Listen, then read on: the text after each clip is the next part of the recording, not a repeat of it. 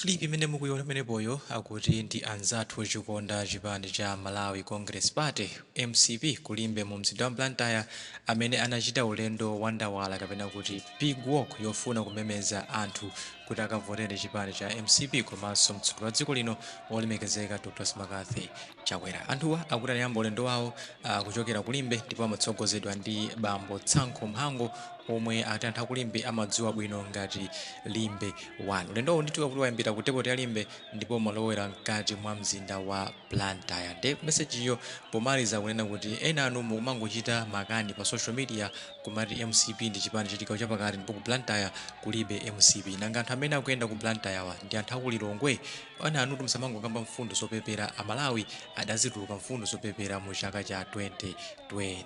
Ndi mwaziona nokha Malawi makamaka ino anzathu amene mmakhala ku Blantyre kodi kumeneko ku chipani cha Malawi Congress Party chimaoneka mphamvu kapena zinthu zili mwina ndi basi sugar coating chabe pa social media kuanamiza president umaona ngati ndi support koma support alibe. Mutuuza in the comment section below pompano pa Nyasa VoiceBox.